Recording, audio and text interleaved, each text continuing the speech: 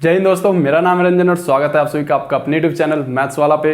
दोस्तों आपका एक्सरसाइज चल रहा था पॉलिनोमियल्स, जो कि सारे एक्सरसाइज खत्म हो गए A to Z। उसके बाद जो एक्सरसाइज आते हैं वो मिसलेनियस एक्सरसाइज, जो कि सारे क्वेश्चंस मिक्स होते हैं सारे एक्सरसाइज को लेकर। तो उस पर आज हम लोग डिस्कस करने वाले हैं और उसके सारे क्वेश्चंस को सोल्व करने वाले हैं, क्योंकि इससे भी रिलेटेड बहुत सारे क्वेश्चंस पूछे जाते हैं। तो हम लोग इसमें सारे मिक्स क्वेश्चंस को देखेंगे और कैसे कैसे क्वेश्चंस बोर्ड एग्जाम में पूछे जाते हैं उस पर डिस्कस करेंगे। ठीक है मेरे दोस्त, तो वीडियो में अंत तक जरूर बने रहिएगा और सारे क्वेश्चंस का कॉन्सेप्ट क्लियर कर लीजिएगा मेरे दोस्त। चलिए हम लोग बढ़ते हैं क्वेश्चंस की तरफ। क्वेश्चन नंबर 1 को देखते हैं मेरे दोस्त यहाँ पे, जो कि निम्नलिखित में कौन बहुपद नहीं है। ठीक है मेरे दोस्त, अब आपको पहचानना है कि पॉलिनोमियल्स जो होते हैं कैसे पहचानते हैं। ठीक है, इसके ऊपर भी हम लोग डिस्कस कर चुके हैं जब स्टार्ट किए थे। ठीक है, तो आज हम लोग फिर से इसमें जितने भी मिक्स क्वेश्चंस आते हैं सारे के ऊपर डिस्कस करेंगे।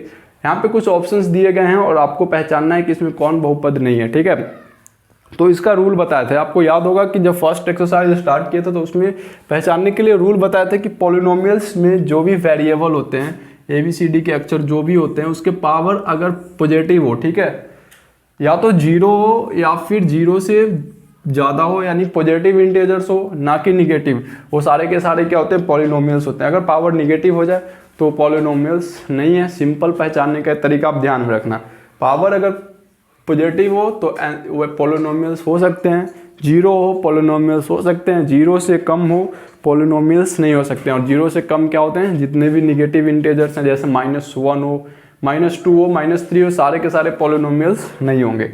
तो आइए हम लोग एक एक करके पहचानते हैं। यहाँ पे दिया हुआ है 2/3x + 1। ठीक है, इसके ऊपर कुछ पावर नहीं दिख रहा आपको, तो क्या होता है, पावर 1 होता है, यानी ये क्या पॉलिनोमियल्स हैं। ठीक है, सिंपल सी बात है।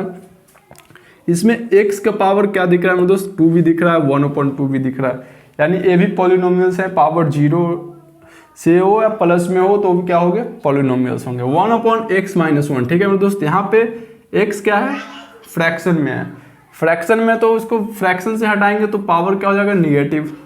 ठीक है, और पावर निगेटिव पॉलिनोमियल्स के नहीं होते हैं, यानी सिंपल सी आप समझोगे कि ये पॉलिनोमियल्स नहीं है। बाकी सारे के सारे क्या है, पॉलिनोमियल्स है। तो जब भी बहुपद पहचानने के लिए आपको दिया जाए, सिंपल आपको ध्यान में रखना है कि पावर निगेटिव नहीं होना चाहिए, पावर 0 या 0 से ज़्यादा होना चाहिए। आप वैसे इजीली आप पॉलिनोमियल्स पहचान सकते हो। ठीक है मेरे दोस्त, चलिए हम लोग बढ़ते हैं क्वेश्चन नंबर 2। ठीक है, और एक क्वेश्चंस का डिटेल से समझते हैं। ठीक है मेरे दोस्त, इसलिए घबराना नहीं है, वीडियो के अंत तक बने रहिए। जो बच्चे नहीं जुड़े उनको भी जोड़ लीजिए, शेयर जितना से उतना शेयर कीजिए, ताकि हर एक बच्चे क्लासेस को घर बैठकर स्टडी कर सके इजीली। ठीक है, तो हम लोग बढ़ते हैं क्वेश्चन नंबर 2।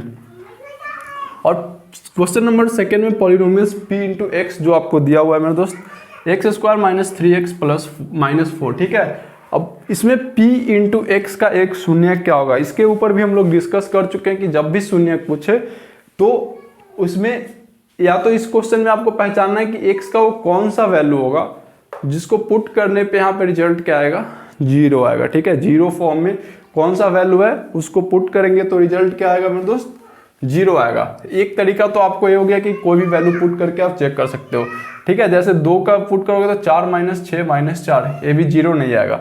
दूसरा प्रोसेस आपको हम बताए थे, दूसरा प्रोसेस ये बताए थे मेरे दोस्त कि यहाँ पे शून्य क्या होगा, x² - 3x - 4। ठीक है, इसको करना गुणनखंड, फैक्टराइजेशन कर लो, आपको इजीली पता चल जाएंगे। गुणा करके लाना है 3 और जोड़ के 4, तो -4x + x - 4। ठीक है, = 0 करना है, x × x - 4 + 1 × x - 4 = 0। यहाँ से एक रिजल्ट निकल के आएगा मेरे दोस्त, x + 1 और x - 4। x का वैल्यू जो निकल के आएगा -1 और 4। ठीक है, 2 जीरोज निकलते हैं, 2 शून्य निकलते हैं बहुपद में। तो इसमें आपको रिजल्ट दिख रहा होगा कि -1 तो कहीं नहीं, तो रिजल्ट क्या है, 4। सिंपल मेथड ऐसे भी आप आराम से बना सकते हो, लेकिन दूसरा तरीका, आपको कोई वैल्यू अगर आपको समझ में नहीं आ रहा तो वैल्यू पुट करके चेक कर लेना कि किस पे 0 आ रहा है, वो मेरा आंसर हो जाएगा। ठीक है, चलिए हम लोग बढ़ते हैं क्वेश्चन नंबर 3 की ओर, और थर्ड क्वेश्चन को कैसे सोल्व करना है उस पर डिस्कस करते हैं। क्वेश्चन नंबर 3 यहाँ पे मेरे दोस्त, यदि p × x का एक गुणनखंड x + 1 है तो बहुपद p × x का शून्य क्या होगा। ऐसे क्वेश्चंस लिखे हुए थे जैसे आप कंफ्यूज हो जाते हो, देखकर क्वेश्चंस परेशान हो जाते हो, लेकिन क्वेश्चंस बहुत ही इजी होते हैं, बस आपको समझना रहता है। ठीक है, तो जब भी ऐसे क्वेश्चंस पूछे जाएं तो क्वेश्चंस को पहले ढंग से पढ़ ले, 1-2 बार अच्छे से रीड करें। यहाँ पे p × x का एक गुणनखंड x + 1 है। ठीक है, तो बहुपद p इंटू एक्स का शून्यक क्या होगा, जब भी जो भी गुणनखंड दिया हुआ शून्यक निकालने के लिए क्या करते हैं, जीरो के फॉर्म में चेंज करते हैं, x plus one is equal to zero, और x का वैल्यू जीरो माइनस वन, क्या रिजल्ट आएगा मेरे दोस्त, माइनस वन। अब आंसर चेक करेंगे कि माइनस वन कहीं है, हाँ है। तो ऑब्जेक्टिव क्वेश्चंस को आप इजीली बना सकते हो, कोई परेशान होने का जरूरत नहीं है कि कैसे सोल्व करना है। जब यहाँ पे क्वेश्चन p इंटू एक्स का गुणनखंड x प्लस वन दिया हुआ हो, तो इसका शून्यक पूछे तो प्लस वन है तो माइनस वन होगा, माइनस वन है तो प्लस वन होगा। आप बार बार प्रैक्टिस करोगे तो आप जल्दी सोल्व कर सकते हो, ठीक है। क्वेश्चन नंबर 4 की बात कर लें। क्वेश्चन नंबर 4 पढ़ते हैं अच्छे से, पहले रीड करते हैं फिर देखते हैं क्या कह रहा है। यदि बहुपद p इंटू एक्स का एक शून्यक 4 हो तो p इंटू एक्स निम्नलिखित में किससे विभाज्य हो। देखो जब शून्यक दिया हुआ हो तो गुणनखंड का टर्म जो होगा, जैसे यहाँ पे शून्यक माइनस वन आया है ना, तो गुणनखंड का टर्म क्या था, x प्लस वन, ठीक है। अगर प्लस वन आया तो गुणनखंड का टर्म क्या हो जाता है, माइनस वन। समझ रहे हो बात को, सिंपल है। तो यहाँ पे एक शून्यक 4 दिया हुआ है तो गुणनखंड का टर्म क्या हो जाएगा मेरे दोस्त, x माइनस 4, ये क्या हो जाएगा, शून्य गुणनखंड। तो यहाँ पे हम लोग रिजल्ट देखेंगे कि x माइनस 4 कहीं दिख रहा है कि नहीं दिख रहा है, दिख रहा है। तो ऐसे आप पहचान सकते हो। दोनों क्वेश्चन में डिफरेंट यही था कि आपको पहचानना था कि अगर शून्यक दिया हुआ हो तो गुणनखंड, अगर शून्यक पॉजिटिव हो तो गुणनखंड x माइनस 1 2 जो भी टर्म दिया हुआ वैसे लिख सकते हो, शून्यक निगेटिव हो तो पॉजिटिव में गुणनखंड लिख सकते हो, ठीक है। चलिए मेरे दोस्त हम लोग बढ़ते हैं क्वेश्चन नंबर 5, ठीक है। और क्वेश्चन नंबर 5 के ऊपर डिस्कस करते हैं। यदि बहुपद p इंटू एक्स, देख लो आप यहाँ पे 2x square plus 3x minus 4 दिया हुआ है, इसका शून्यक अल्फा बीटा हो, दो शून्यक है तो अल्फा इंटू बीटा का मान क्या होगा, ऐसे क्वेश्चन पूछे जाते हैं बोर्ड एग्जाम में। तो देखिए क्या करना है, सबसे पहला काम आपको अल्फा इंटू बीटा का जो फॉर्मूला होता है वो याद होना चाहिए, ठीक है। तो आप लिखोगे यहाँ पे, पहले यहाँ पे देखो a का वैल्यू यहाँ से निकालो 2, b का वैल्यू निकालो 3 और c का वैल्यू निकालो -4, ठीक है, कोई परेशानी नहीं है। और अल्फा इंटू बीटा का जो फॉर्मूला होता है आपको ध्यान में होना चाहिए, c अपॉन ए, और यहाँ c का वैल्यू -4 अपॉन 2 से -4 कटा, रिजल्ट आया -2। अब -2 रिजल्ट इजीली ऑप्शन में देख के बना सकते हो।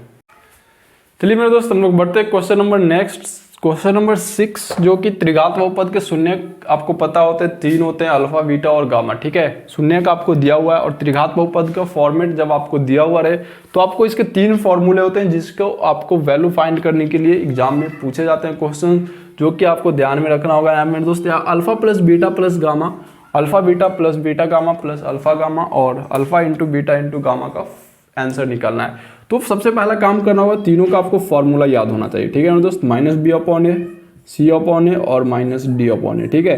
एक काम जरूर आप कर लेना, तीनों का फॉर्मूला जरूर याद रखना है। फॉर्मूला आपके लिए बहुत ही ज़्यादा इंपॉर्टेंट होती है, अगर आप फॉर्मूला याद किए हुए तो आप आसानी से बना सकते हो, ठीक है मेरे दोस्त। यहाँ पे आपको अब निकालना है -b, तो सबसे पहले आपको a का वैल्यू आपको पता होना चाहिए 3 है, b का वैल्यू 5 है, c का वैल्यू 3 और d का वैल्यू क्या है 2 है, ठीक है। अब यहाँ पे alpha plus beta plus gamma का वैल्यू -b अपॉन ए, और -b का वैल्यू क्या हो जाएगा -5 अपॉन 3, c का वैल्यू देख लो 3 अपॉन 3 काट सकते हो, 1 आया रिजल्ट, और d का वैल्यू -2 अपॉन 3। इजीली आप ऐसे आंसर दे सकते हो। तो मिसलेनियस एक्सरसाइज में कुछ इसी तरह के क्वेश्चंस दिए हुए होते हैं जो कि आपको फाइंड करना रहता है, आपको पहचानना होता है कि शून्यक दिए हुए हैं तो गुणनखंड कैसे निकालें, गुणनखंड दिए हुए हैं तो शून्यक कैसे निकालें, इस तरह से आप बना सकते हो। क्वेश्चंस के अलग अलग टाइप होते हैं मेरे दोस्त। यहाँ पे एक क्वेश्चंस आपको ऐसे दे दिया जाए, मान लीजिए एक द्विघात बहुपद दे दिया गया, ठीक है। यहाँ पे द्विघात बहुपद दे दिया गया और आपको पूछ दिया गया alpha square plus beta square का वैल्यू क्या होगा, ठीक है। तो सबसे पहले काम आप क्या करते हैं, इसको बनाने के लिए अल्फा प्लस बीटा निकालते हैं -b अपॉन ए, ठीक है। अल्फा इंटू बीटा निकालते हैं c अपॉन ए, ठीक है। अल्फा प्लस बीटा का जो वैल्यू आता है आपका -5 अपॉन 3 और c/4 अपॉन 3, इस तरह से आप वैल्यू निकालते हैं क्योंकि इसका डायरेक्टली फॉर्मूला आपको पता नहीं होता है। अब alpha square plus beta square का फॉर्मूला आपको पता होना चाहिए, अल्फा प्लस बीटा का whole square -2 alpha into beta, ठीक है। यहाँ पे अल्फा प्लस बीटा का होल स्क्वायर का फॉर्मूला -2 अल्फा इंटू बीटा, ठीक है दोस्त, कोई परेशानी नहीं है। इस तरह से आप अल्फा प्लस बीटा का वैल्यू जो निकाल के रखे हो -5 अपॉन 3 का स्क्वायर लिख सकते हो -2 इंटू 4/3 का लिख सकते हो। 25/9 हो जाएगा यहाँ पे और -8/3। इस तरह से सब्ट्रैक्ट और फ्रैक्शन करके आप रिजल्ट निकाल सकते हो। तो जितने भी पॉलिनोमियल्स के क्वेश्चंस थे मेरे दोस्त, आपके सारे के सारे क्लियर कर चुके हैं। सारे एक्सरसाइज में जो बच्चे नहीं जुड़े उनको भी जोड़ लीजिए, ज़्यादा से ज़्यादा शेयर कीजिए ताकि हर एक बच्चे घर बैठे स्टडी कर सके मेरे दोस्त। तो आज आपका पॉलिनोमियल्स का सारे क्वेश्चंस कॉन्सेप्ट के साथ खत्म हुए मेरे दोस्त। मिलते हैं हम लोग नेक्स्ट वीडियो में नए चैप्टर के साथ। अगर वीडियो अच्छी लगी तो चैनल को सब्सक्राइब कर दीजिएगा। तब तक आज के लिए इतना ही। धन्यवाद। जय हिंद।